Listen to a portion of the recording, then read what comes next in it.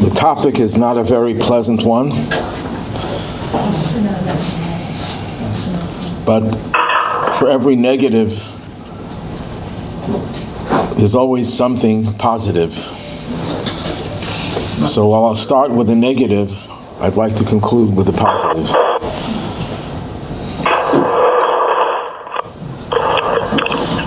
The topic is anti-Semitism, which is a misnomer, by the way. Anti-Semitism was coined by an anti-Semite in the 19th century, Wilhelm Marr, and it was designed to take Jewish hatred to the level of genetics. That Jews, it's not their religion per se that's evil, it's not this characteristic or that, it's the fact that they are genetically inferior. And that's what started the whole Nazi ideology of destroying Jews, not because of what they believe in, but because of who they are. There's nothing you can do. So even if you're a Jew who converts to another religion, or an atheist Jew, you still have the Jewish genes and have to be destroyed. That was taking anti-Semitism to a new level, that there's nothing redeeming about them.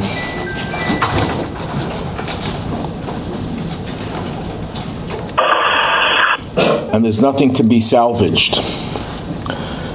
But since the term has become so much part of our vocabulary, I might revert to using the term anti-Semites instead of anti-Jew, which it really is. Now, anti-Semitism, anti-Jew is so prevalent today as it has always been. But we shouldn't think that everyone hates us. There are what is called philo-Semites, people who like Jews, people who identify with their pain and suffering, people who support them. It's easier now to know who those are, because it's easy to know who's not. Anyone who in any way equivocates with their condemnation against what's going on with Hamas is not our friend, to put it mildly. Anyone who says, oh, it's terrible what Hamas did, but what the Israelis are doing is also terrible. He's an anti-Semite. She's an anti-Semite. Have nothing to do with that person. That person is evil.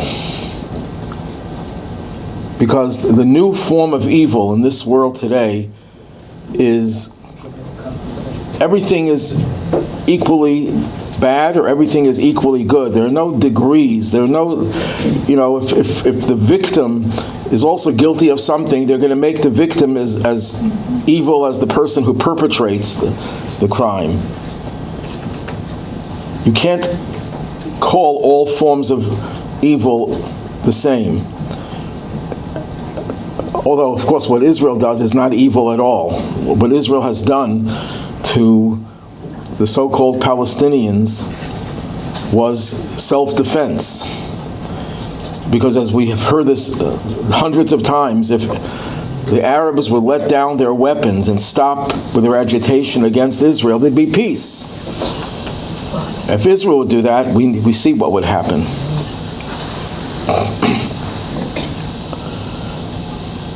But even those who feel bad about us, many of them only feel bad when the Jews are dead.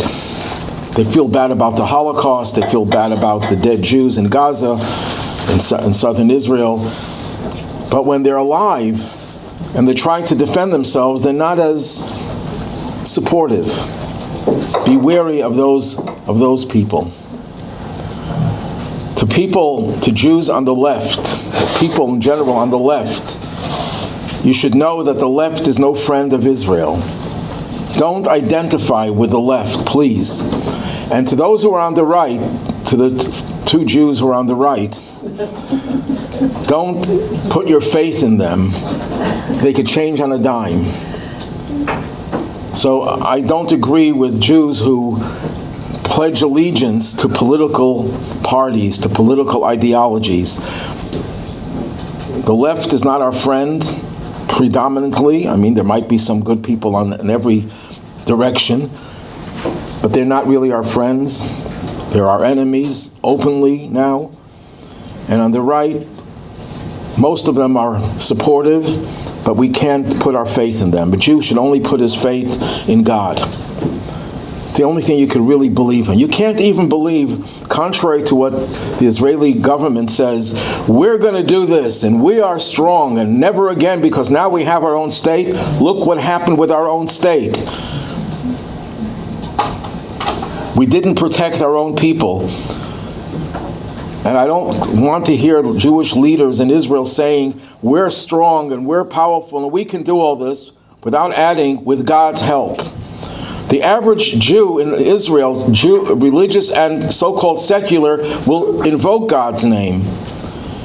It's the leaders, unfortunately, that feel this bravado. They have to brag about their strength. And that's the weakness of Israel. When Israel says we rely on our own strength, they are setting themselves up, God forbid, for failure. But thank God, the average Israeli knows that it's God who will protect them. Does that mean we shouldn't use weapons, that we shouldn't defend ourselves? No, on the contrary. Jewish law requires self-defense. It's a mitzvah, it's a commandment, and a very important commandment. But don't think that your self-defense is adequate without the help of God. Anti-Semitism, or anti-Jew, comes from every direction. It comes from the right, from the left, the center, and the condemnation of it it's getting better, I think, because of the horrific events that happened, but it's tepid.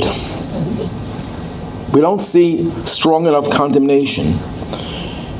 And unless it really involves a major massacre, if there would have been a smaller massacre of 10 people instead of 1,500, people wouldn't have reacted the same way. Look, well, what's the Middle East? What do you expect? Another thing that you have to watch out for, when someone condemns it and adds the word but is the most evil word sometimes. When someone says, you know what, I think you're great, but you know what's going to come after that. The spies, when they came back from their report on Israel, started giving a glowing report about Israel, but they added one word, but. You knew that something negative was going to come, and we suffered from it. We wandered in the desert for 40 years because of that but. You have to worry about people who add the word but. When they qualify the condemnation, it's a problem.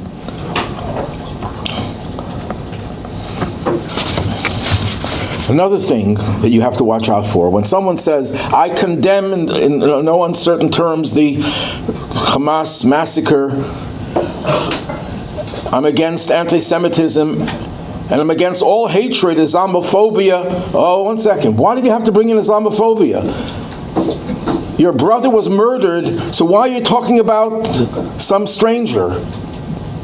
Of course we're against all hatred, but why bring that in? You're also against cancer. You're also against heart disease. So why don't you say that? I really am condemning the massacre, the atrocities, but I'm also anti-heart disease. Why won't they say that? Because it has no relevance. And you know what? After 9/11, President Bush then was talking about Islamophobia. Nothing of that happened.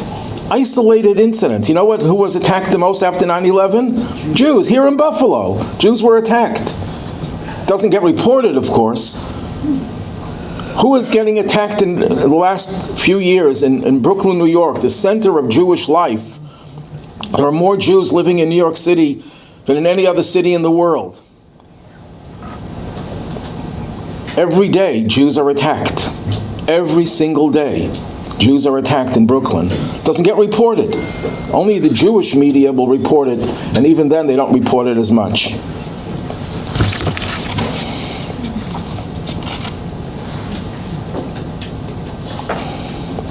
You have Congress people, if that's the right word, Congress women in particular, AOC and Tlaib and the others, the so-called squad. Why are they still in Congress? If they would have said the same things that they're saying about African Americans, they would have been thrown out of Congress immediately. There would have been emergency meetings. They would have been thrown out. And here you have genocidal supporters. And they're still talking. And the Jewish woman was murdered yesterday in Detroit, in Tlaib's area. I think it's in her area. She was stabbed to death.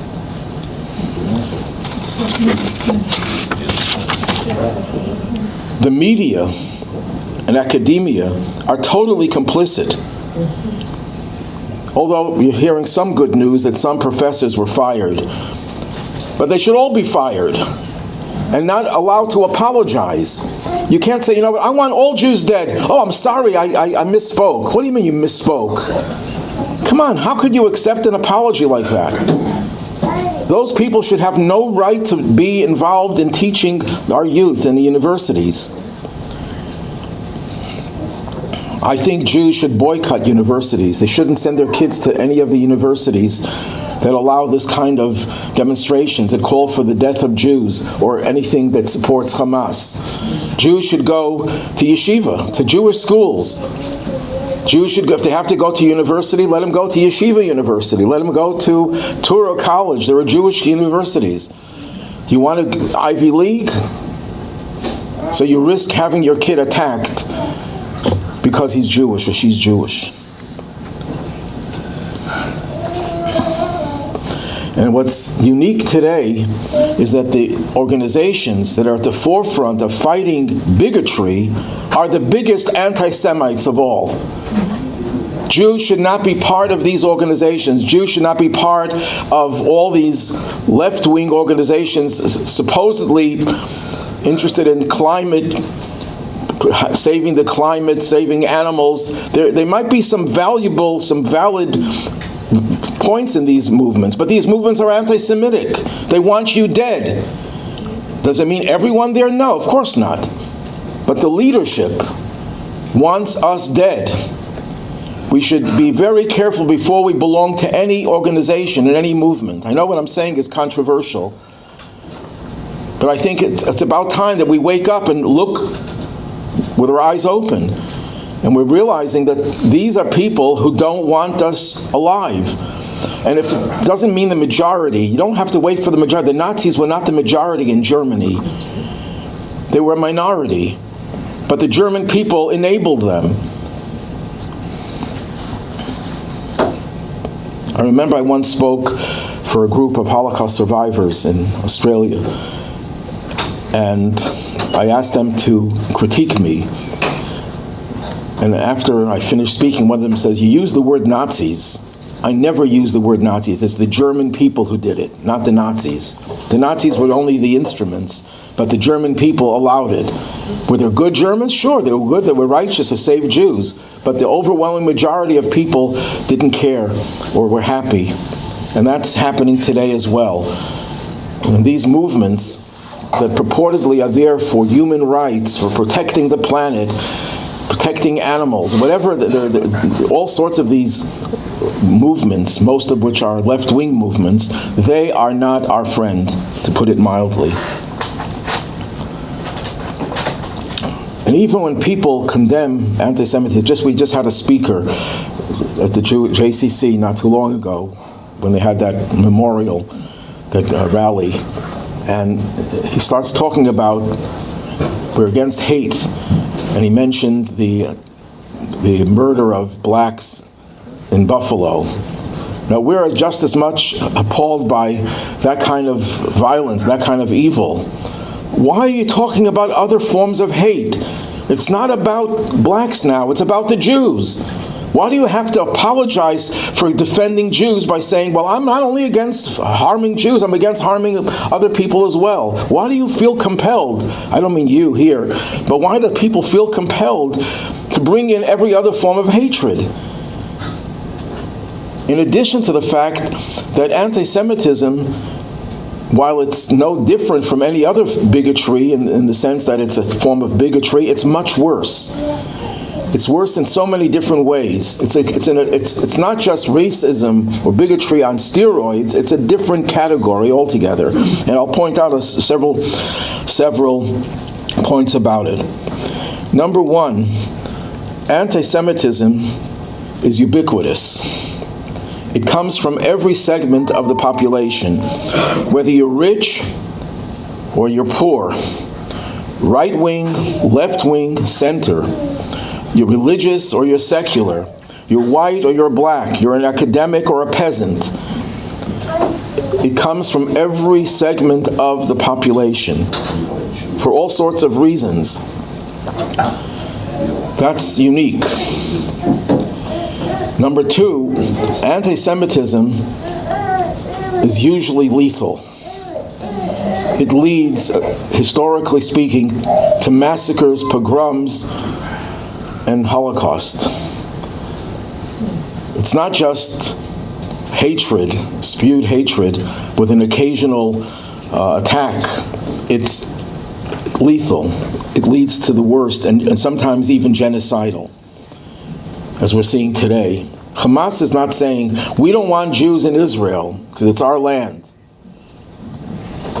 We don't want Jews, period. And they were given a state. They were given the Gaza Strip, a beautiful, beautiful enclave. They were given billions of dollars to build it up. They were given cement to build schools and hospitals and homes. And Dennis Ross, the idiot ambassador, admitted, but without feeling guilt, the way he admitted it, that he pressured Israel to give them cement. And Israel saying they're going to use it for military purposes, for building tunnels. But Israel was pressured into doing it. And that's one of the things that concerns me very much, that America is still pressuring Israel behind the scenes. So there are reports of that.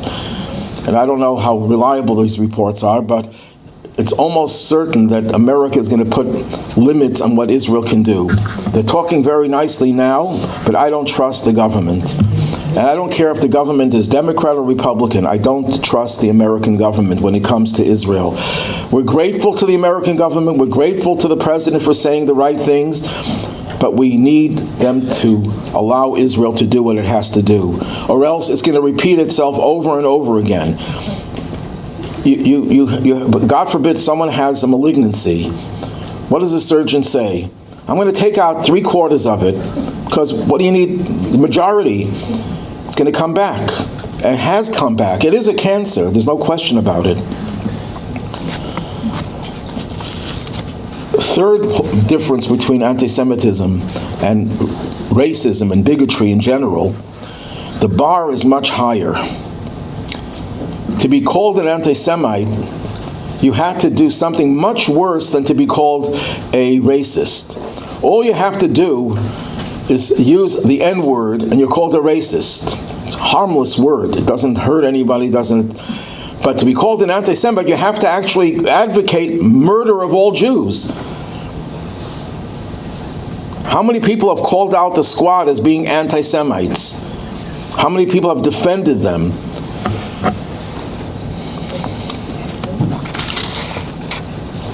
Another difference, racism is usually based on finding something negative about a group of people and exaggerating it, stereotyping. That every person who was of this race or that race is as evil as the few individuals. We have that in anti-Semitism as well. When you find a Jew committing a crime, well, all Jews are criminals. All Italians are mafia. That's a common thing. But in Judaism, in anti-Semitism, it goes to another level. They hate us mostly not because of our faults, but because of our virtues. And they have to create faults that are so ludicrous, like the blood libel. What's a blood libel? The Jews would use blood of Christian kids that they murdered for their matzah on Passover. Now that's the most ludicrous thing. for so many reasons. Number one, murder is the most abhorrent thing for a Jew, more so than other cultures. Jews were never into killing people just for conquest. They had to be commanded by God to conquer the land of Canaan, and they didn't fulfill God's command even, because Jews are not militaristic. And to use blood, which is forbidden for a Jew to consume, even a little bit of blood spot on an egg we throw out. And matzah cannot have any other ingredients in it besides flour and water. It's the most ludicrous thing, and yet it's still being presented as a truth. In many places, some people still believe it. Christian and Muslims. The only difference is the Muslims say we kill Muslim children, and the Christians say we kill Christian children. It's not a common accusation anymore, but it happened recently. Within the last 20, 30 years, there have been charges of Jews with a blood libel. So why do they have to manufacture such crazy things? The Jews want to control the whole world. We can't even get along with one another to control a shul. We're going to go control the whole world? Jews are not into controlling the whole world. So they have to create such fake vices because they know that the Jewish people, as a people, we have our own bad apples, of course, rotten apples, but as a people, we're the most ethical people in the world. Israel's the most ethical country in warfare, more than it should be. But we're accused of being the worst. That's unique.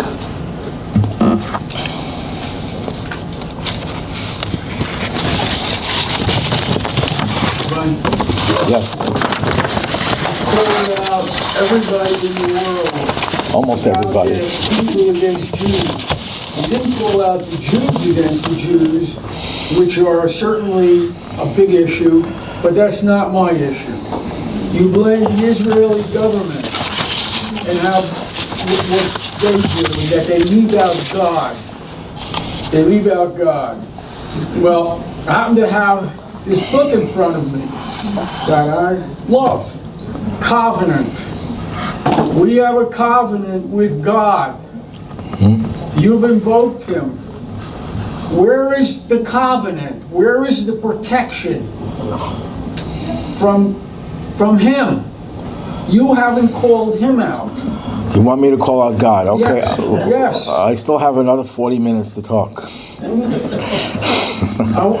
will. Okay. I mean, we can only cover one subject at a time. So if I leave it out at the end, you'll call me out for it. In my mind, we have a covenant. Where's our protection? Okay, that's a good point. I don't disagree with you. That's where prayer comes into. What is prayer? Prayer is where we complain to God, as good Jews who like to kvetch all the time. And this God says, I want to hear you complaining to me. That's definitely a good point. Now, anti-Semitism, just to show how irrational it is, that we're charged with opposite vices. Jews are the capitalists. They control all of industry. Jews are the communists of the world. Jews are all rich. Jews are all poor. Jews are pushy. Jews keep to themselves. Jews are strong. Jews are weak. Jews are religious. Jews are secular. We're hated for all sorts of reasons and contradictory reasons. So where does this hatred of Jews come from? There are a lot of different theories. And you know what? Every theory is probably correct.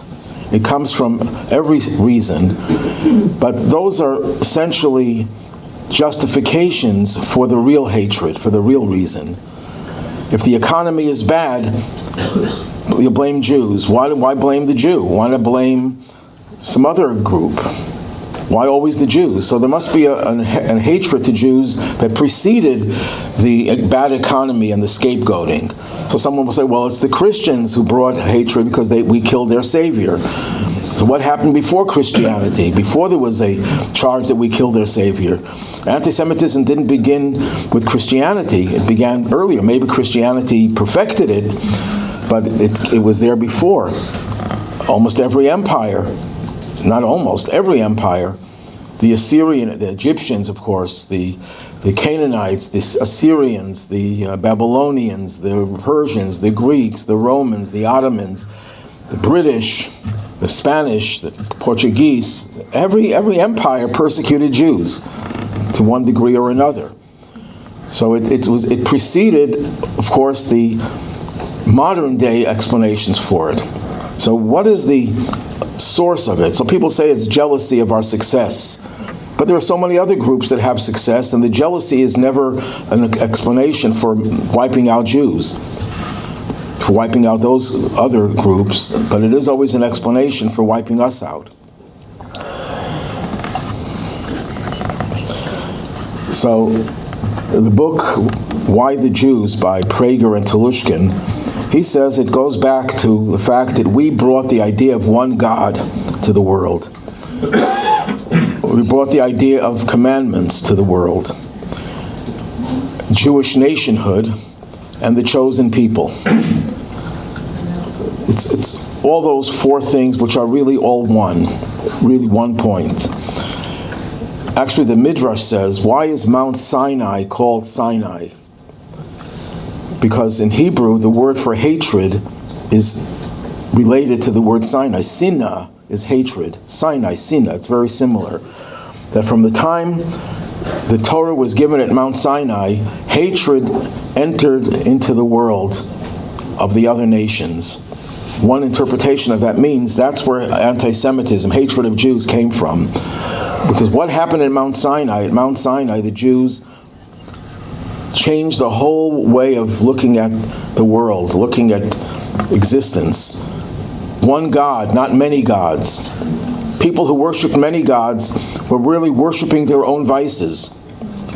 If you were into immorality, you had a god of Venus. If you were into warfare, you had Mars. Every god was a projection of their own evil that they tried to glorify and deify. And we came with the idea that no, God is the creator and we have to submit to God as the creator. We don't project our own feelings on a God, on a deity. We submit ourselves to that one God, and we live a life of discipline, a life that restricts what we can do, what we can't do, and that we are a nation chosen by God to bring the message of the God and the Torah to the whole world. Not to convert the whole world to the Torah, but to convert the whole world to the principles of civilization that are embodied in the 7 Noahide commandments. That is what unnerves the anti-Semites of the world.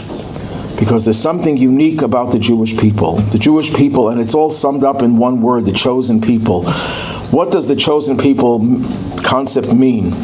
It doesn't mean that God says, you are better than everyone else. Maybe we are better, sometimes we're not, sometimes we're worse. But what it means is that you were chosen for a special mission. Your mission is to bring God to the world, to bring the belief in one God to the world, to bring morality to the world, to be a light to the nations, and to make this world a dwelling place for God, a perfect world that leads ultimately to the Messianic age. That's the goal at the end, that the world will become a godly world. And that we were chosen for that, whether we like it or not, whether we want to be chosen or not, we don't have a choice. God did not give us a choice. A non-Jew has a choice. They can either be a non-Jew and follow their 7 commandments, or they could become a Jew if they're so motivated to embrace the greater obligations that a Jew has. But the evil people in the world, they cannot tolerate the idea that we are the chosen people. And somehow they know something that even Jews don't know. A Jew who says, I don't believe in God, I don't believe in the Torah, I don't think I'm chosen, I'm just like everyone else. The non-Jew, the anti-Semite, says, no, you are chosen. He doesn't have to say those words, but he knows there's something different about that Jew. He knows that that Jew is not the same as every other human being. A Jew is a unique creature. And as much as Jews try to deny it, the non-Jew says, you can't deny it, you are different. And instead of seeing the positive in that difference, They see the negative because they have free choice. I could look at something, I can translate it, interpret it in a positive way, I can interpret it in a negative way. The evil people interpret it in a negative way. Good people say, I look up to the Jewish people. Let me just read some John Adams. Some of you remember him? John Adams said, I will insist that the Hebrews, it's us, have done more to civilize man than any other nation. Chance had ordered the Jews to preserve and propagate to all mankind the doctrine of a supreme, intelligent, wise, almighty sovereign of the universe, which I believe to be the great essential principle of all morality and consequently of all civilization. That's John Adams. In other words, the establishment of the United States was the way that the nations of the world said, yes, you are the chosen people, and we're going to learn from you. And we're going to establish a country that is based on morality, based on justice, based on freedom, based on individuality. That's an example of someone looks at the Jew and says, I understand why you're here. You're here to teach me how to live my life. And they created a society that's a good society. And that's why most of the anti-Semites that we're listening today are anti-American.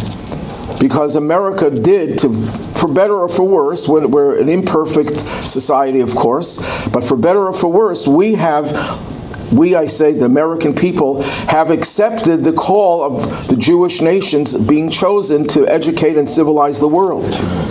Leo Tolstoy wrote, Jew is that sacred being who has brought down from heaven the everlasting fire and has illuminated with it the entire world. The Jew is the religious source, spring and fountain, out of which the rest of the peoples have drawn their beliefs and their religions. That's what some non-Jews who recognize what it means for the Jews to be the chosen people. I just left out something before, talking about the different forms of anti-Semitism. Most people who talk about anti-Semitism talk about it as a religious thing. The Christians hated us because we rejected their religion. The Muslims hated us because we rejected Mohammed. But look at the secular priests, because that's what they are. You probably heard of Voltaire, the Enlightenment, and coming to enlighten the world. This is what Voltaire said about the Jews. They are, all of them, born with raging fanaticism in their hearts. Just as the Bretons and the Germans are born with blonde hair. I would not be in the least bit surprised if these people would not someday become deadly to the human race. That's Voltaire. Then he said, you have surpassed all nations in impertinent fables, in bad conduct, and in barbarism. You deserve to be punished, for this is your destiny. The famous German philosopher Kant, Immanuel Kant, the Jews are by nature sharp dealers who are bound together by superstition. Their immoral and vile behavior in commerce shows that they do not aspire to civic virtue, for the spirit of usury holds sway amongst them. They are a nation of swindlers who benefit only from deceiving their host culture. Johann Herder, quoting Kant, every coward is a liar. Jews, for example, not only in business but also in common life. Okay, but we had Napoleon at least. He wanted to emancipate the Jews. He loved the Jews. Here's what Napoleon writes to his brother. It is necessary to reduce, if not destroy, the tendency of Jewish people to practice a very great number of activities that are harmful to civilization and to public order and society in all the countries of the world. It is necessary to stop the harm by preventing it. To prevent it, it is necessary to change the Jews. Once part of their youth will take its place in our armies, they will cease to have Jewish interests and sentiments. Their interests and sentiments will be French. Then he writes, I wanted to make them leave off usury and become like other men by putting putting them upon an equality with Catholics, Protestants, and others. I hope to make them become good citizens and conduct themselves like others of the community, as their rabbis explained to them that they ought not to practice usury to their own tribes, but were allowed to do so with Christians and others, that therefore, as I had restored them to all their privileges, they were not permitted to practice usury with me or them, but to treat us as if we were the tribe of Judah. Besides, I should have drawn great wealth to France, as the Jews are very numerous and would have flocked to a country where they enjoyed such superior privities. Moreover, I wanted to establish a universal liberty of conscience. I have therefore undertaken to reform the Jews, but I have not endeavored to draw more of them into my realm. Far from that, I have avoided doing anything which could show any esteem for the most despicable of mankind. That's our wonderful Savior, Napoleon, who some Jews thought was Mashiach. So the anti-Semitism was as much a product of secularism as it was of religious fanaticism. And of course, the communists were motivated not by religious fervor. It was totally atheistic. The Talmud, to be more specific about anti-Semitism, gives a parable about anti-Semitism. It doesn't refer to it obviously as such. It refers to Haman, the arch enemy of the Jews who wanted to annihilate all of them, and was thwarted by Mordechai and Esther and Mordechai. What happened over there? Haman comes to the king and he says, I want to annihilate the entire Jewish nation. Here's 10,000 silver talents. And king says, keep the money, do with them as you wish. What we see from there is that Haman and Achashverosh were on the same page. They both hated Jews and they were willing to annihilate all of them. So the Talmud says they didn't hate Jews for the same reason. And it uses a parable. I mentioned this many times. The parable is there was someone who bought a plot of land to cultivate, and it had a big mound in the center. And it was impossible to plow the land because that was an obstruction. So he decided he's going to go to the marketplace, he's going to load the mound on his wagon, and pay someone to take it off his hands. Meanwhile, someone else bought a plot of land nearby, and it had a huge ditch in the center. And he couldn't plow it because there was this huge hole. So he decides, I'm going to go to the marketplace and find someone who can give me some dirt and I'll be willing to pay. And they both meet at the marketplace, and one is more than happy to oblige the other. The one wanted to get rid of his mound, and the other wanted to get rid of his ditch. They complemented each other. So what that means, these are two forms of hatred. One form of hatred is the Jew is a mound, and the other form of hatred, the Jew creates a ditch. What's a mound? A mound is something that's superfluous. It doesn't belong there. It's trespassing on my land. I want to get rid of my trespassers. There's one form of anti-Semitism where the Jew is considered to be a trespasser. This goes back to Esav, the first major anti-Semite. Esav hated his brother, Yaakov. And what did he hate about him? What created this hatred that he wanted to kill him? It's that when Jacob appropriated the blessings of his father that were intended for Esav. What were these blessings? These blessings were, you'll benefit from the fat of the land, the dew of the heavens. They were all material blessings. And Esav finds out that Jacob appropriated these blessings. He tells his father, look what a swindler he is. First he takes my birthright, and then he takes my blessings. And there's a play on words, because the Hebrew word for blessing, bracha, is the same letters as the word bechorah, the firstborn. So he says he stole my firstborn, my birthright, and now he stole my blessings. But one second, Esav sold his birthright to Jacob for a pot of lentils. Anyone who sells something so important for a pot of lentils shows that he doesn't care about the birthright. So why is he now bringing up the birthright? That happened decades before. So the simple answer is, Esav thought that the birthright was a spiritual thing. He didn't know that it also included material blessings. So he was more than happy to get rid of it. I don't want to be spiritual. Esav was a hedonist. He was a person who who wanted to live a very materialistic life. But now that he discovered that Jacob used the birthright to appropriate the material blessings, says, that's unfair. The material blessings belong to me. You sit in the shul and daven and pray and learn Torah. I can tolerate you if you do that, but you have no right to compete with me. In Germany, the Jews were part of German culture. They were the doctors, they were the lawyers, they were the actors, they were the professors, they were the musicians, they were the artists. So why were they so upset at them? They're normal. Jews were not like the Polish Jews with their long payas and their beards and their different kinds of clothing. These were normal people. They looked like any German. They spoke German fluently, better than the native Germans.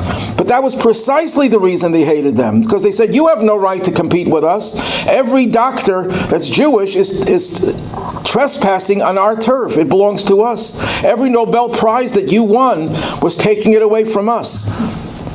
Which of course is nonsense and ludicrous, but that's the perception of this mound theory of anti-Semitism. He sees the Jews as someone superfluous, someone who's trespassing, and we have to, how do you get rid of it?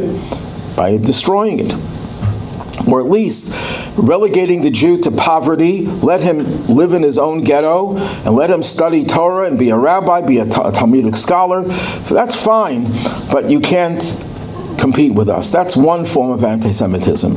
The other form of anti-Semitism looks at the Jewish spiritual greatness, the Jews' ethics, superior ethics and morality. When the rest of the world were barbarians, the average person was a barbarian, the Jew was a sophisticated, spiritual, lofty soul. And it makes them feel like there's a big gaping hole in themselves. I'm so deficient, they thought to themselves. I'm a nobody. So what happens when you feel you're a nobody because someone else is a somebody? You have two ways of correcting that. One way is emulating them.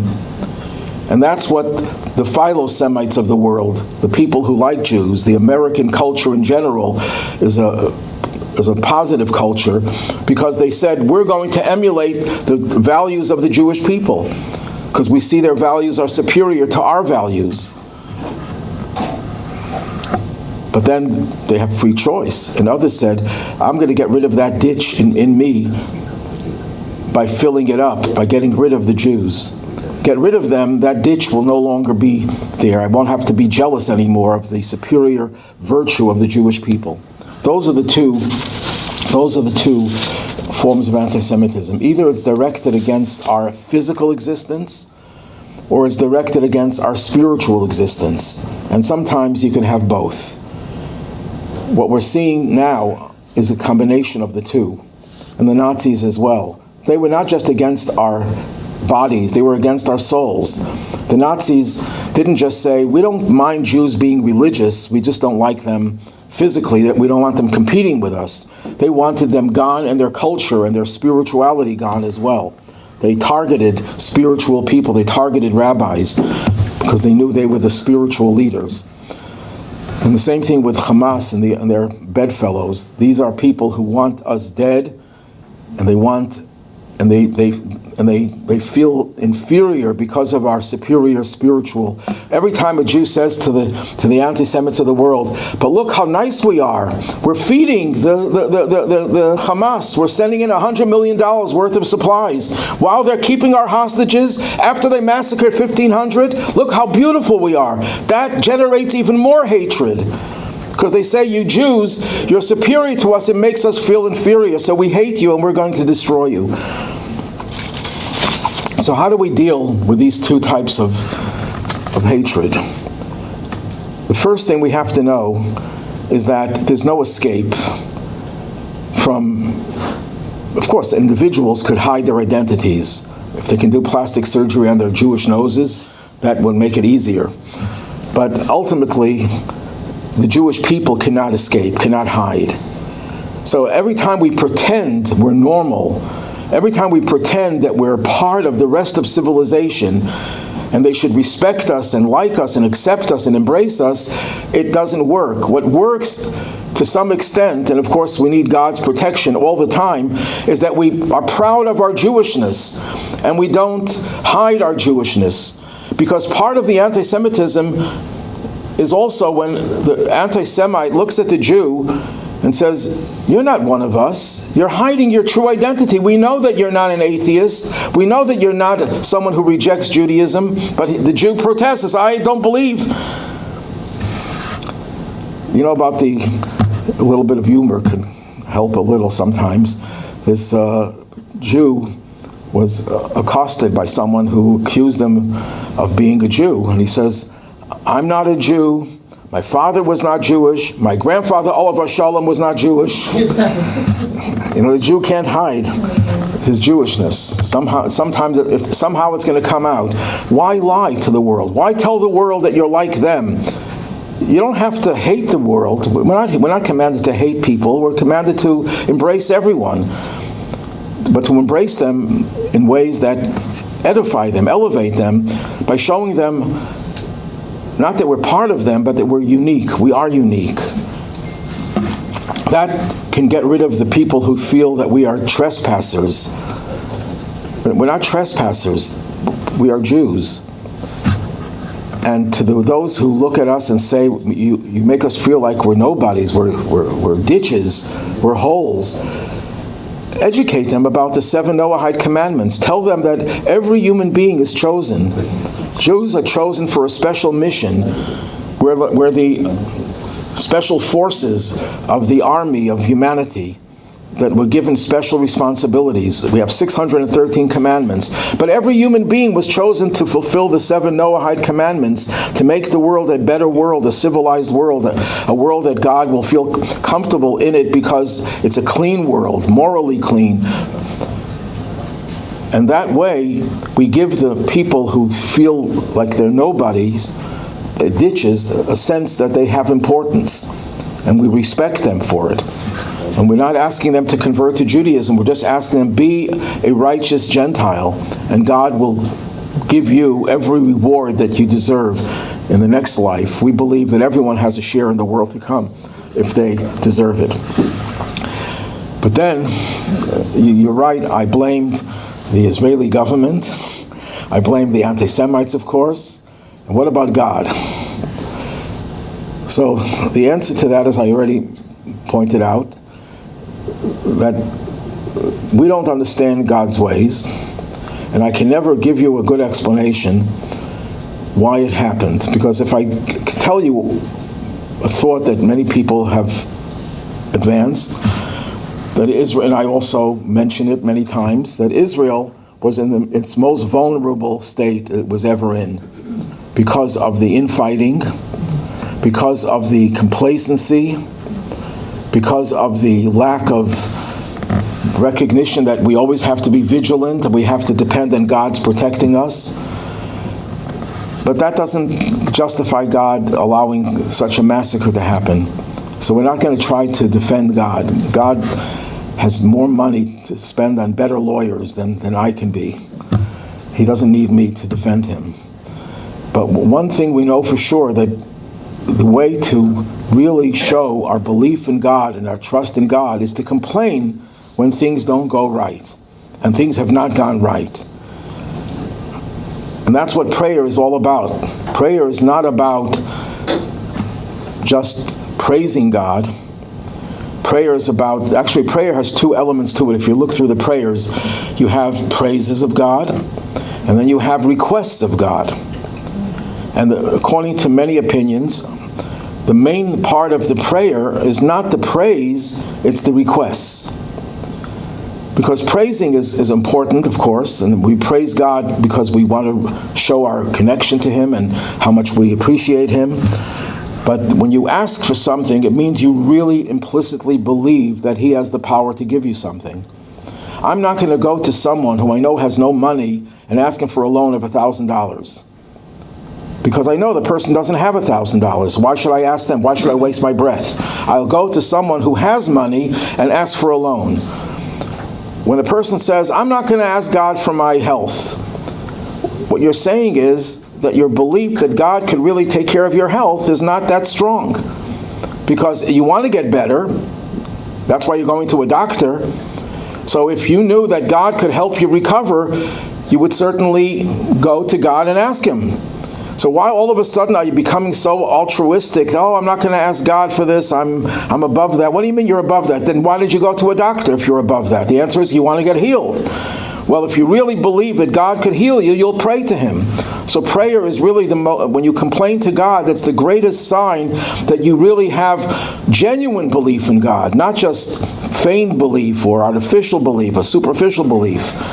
When a Jew who went through the Holocaust complains to God, God, why did you do it? And he's angry, that Jew has a deeper belief in God than most people who daven 3 times a day. Because if God doesn't exist or doesn't have the power to do everything good, then why is he complaining to God? God is out of the equation. The answer is no. He believes God is part of the equation, so he complains to God. Of course, we have to complain in a respectful way. You know the story with Eli Wiesel, that they convened a court, a din Torah, and they brought all the evidence against God, and the rabbis, the judges, ruled against God, that he was guilty of allowing what happened to happen.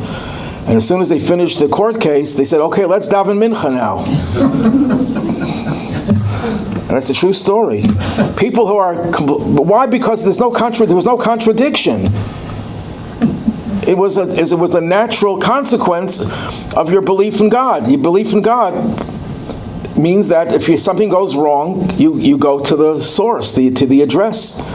I want to order something from a store, so I'm going to write the address of another store. Does that make sense? I write to the right address. God is the right address.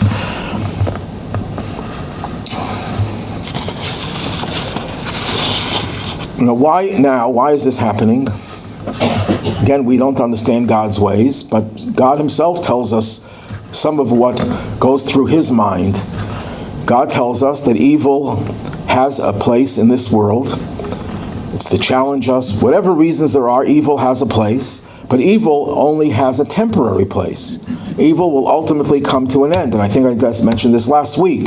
As we come to the very end, before the Messianic age, evil makes its last stand.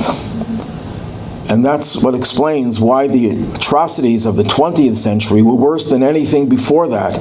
And now the 21st century, what we have now is something that's unfathomable, because this is evil's last stand. And how do you get rid of that evil? By strengthening our own goodness, our own spirituality, our own Judaism, strengthening the observance of the commandments, putting on tefillin, lighting Shabbos candles, keeping kosher, observing Shabbos, and all the commandments. That is our greatest power. And that will get rid of the final stand that evil is making and bring about the final redemption. Any questions? Yes? I'm requesting that you compose a prayer right now for all of us to God and ask him on behalf of all of us. I'm not a composer. But King David, my ancestor, already did it for me. And I don't want to plagiarize. I don't want to plagiarize. That's what I'm saying. He's my ancestor.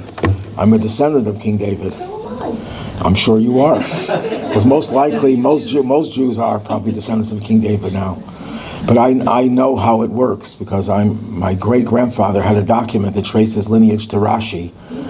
And Rashi has his lineage traced to a Talmudic rabbi, Rabbi Yochanan HaSandler.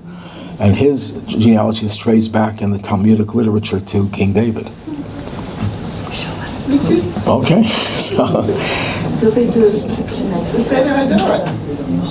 Yeah, you're a descendant of Rabbi Halpern, was his name, yeah. Oh, okay. Yeah, that's what I'm going to do now.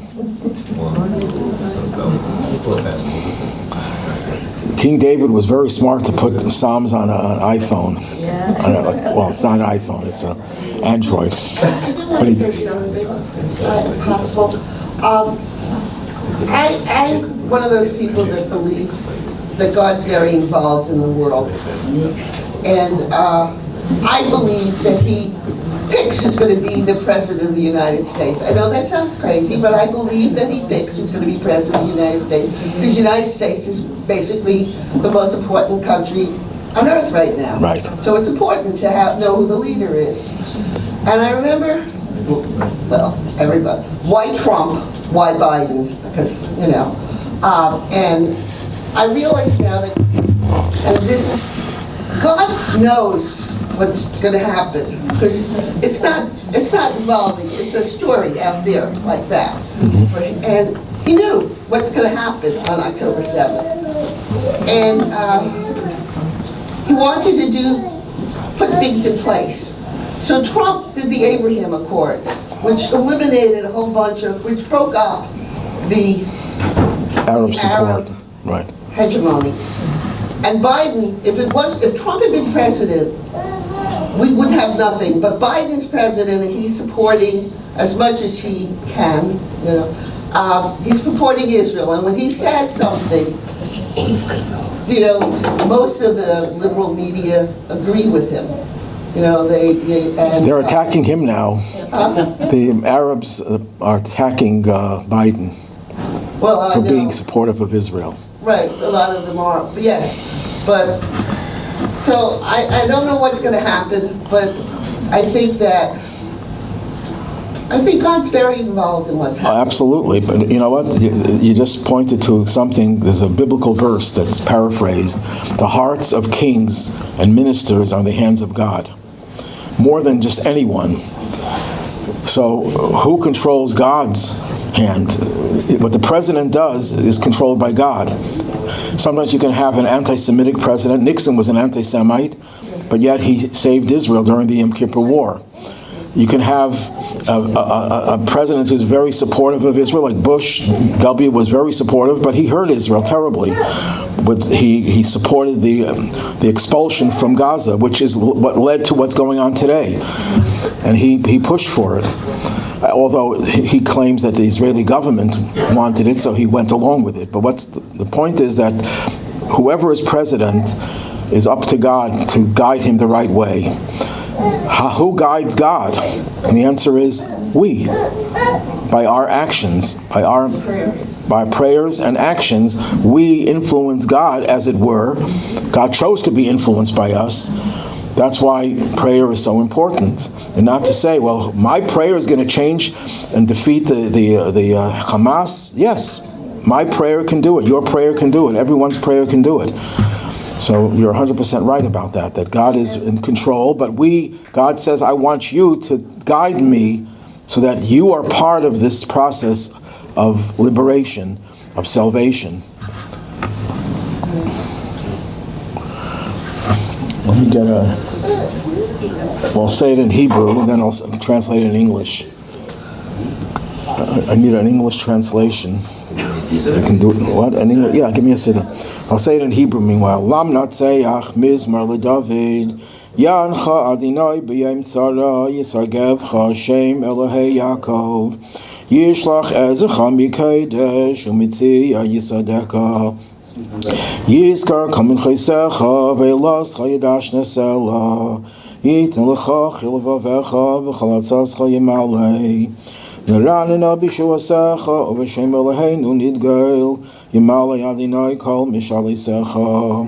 Ata yadaiti ki yeshi Adonai meshichei yanehu mishmei kodshei, b'gvurais yesha yaminai. Eilev harechev v'eilev hasusim v'anachnu b'shem Adonai Eloheinu naskir, Hey Makarav v'nafolav v'anachnu kamnu v'nesaydad, Adonai Heshia, HaMelech Yaneinu v'yayim kareinu. The psalm begins with "for the choir master." That means a psalm by David. This psalm was composed by David to be used in the temple by the choir master. They had a choir of Levites. May the Lord answer you on the day of distress. May the name of the God of Jacob fortify you. May he send your help from the sanctuary and support you from Zion. May he remember all your offerings and always accept favorably your sacrifices. May he grant you your heart's desire and fulfill your every counsel. We will rejoice in your deliverance and raise our banners in the name of our God. May the Lord fulfill all your wishes. Now I know that the Lord has delivered his anointed one, answering him from his holy heavens with the mighty saving power of his right hand. Some rely upon chariots and some upon horses, but we rely upon and invoke the name of the Lord our God. They bend and fall, but we rise and stand firm. Lord, deliver us. May the King answer us on the day we call. That's a psalm that is recited. It's part of our prayers, but it's also recited in times of distress. And one verse sticks out over there, but they rely on their chariots, on their weapons. We also have weapons, but we rely on God. That's the point that I made at the very beginning, that we should never forget that all of our weapons are the instruments that God says we should use, and use it without hesitation, but knowing that it's God who is helping us, not the weapons themselves. And you see that Israel has all the weapons, but it doesn't have all the weapons. It depends on American support. The miracles that we're seeing so far is that Hezbollah has 100,000, or some say 150,000 precision rockets. If God forbid they were to unleash 10,000 a day, Israel will be overwhelmed. We don't have the Iron Dome sufficient enough of those. I think each one costs about 50,000, 100,000 to knock down all those rockets. And the fact that they haven't done that is a miracle, and let's hope that the miracle continues.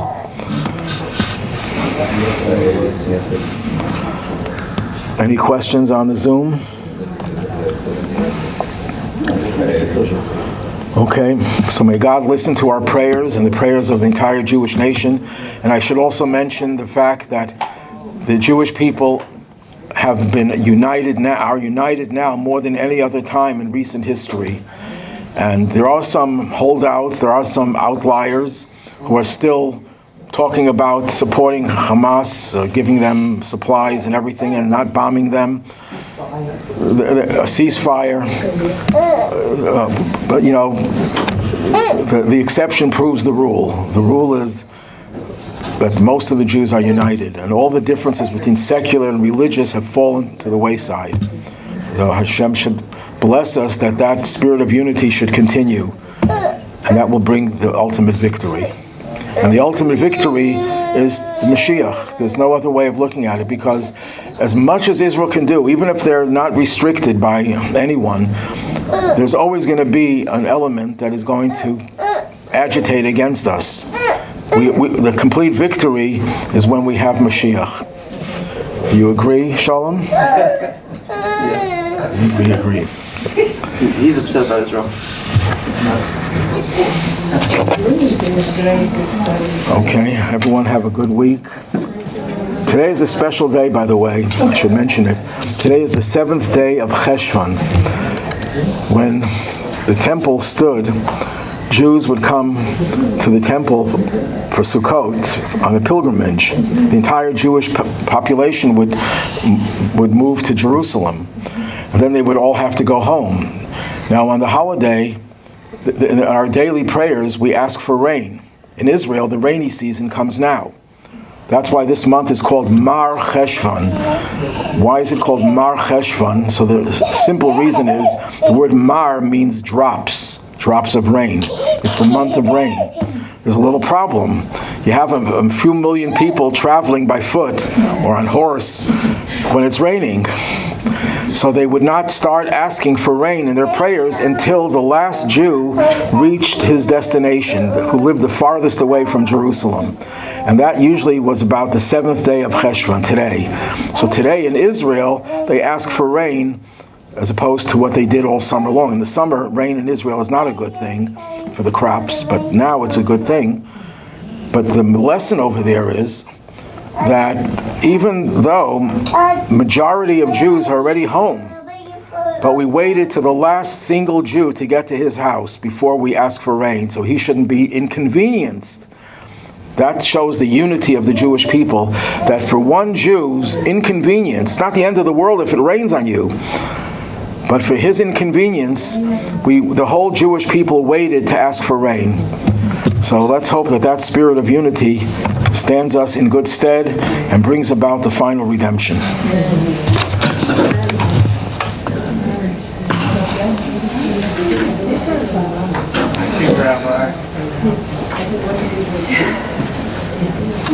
Thank you for asking me to say the prayer.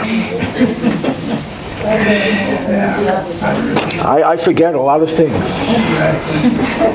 I mean, you gotta walk the talk. You know what I mean?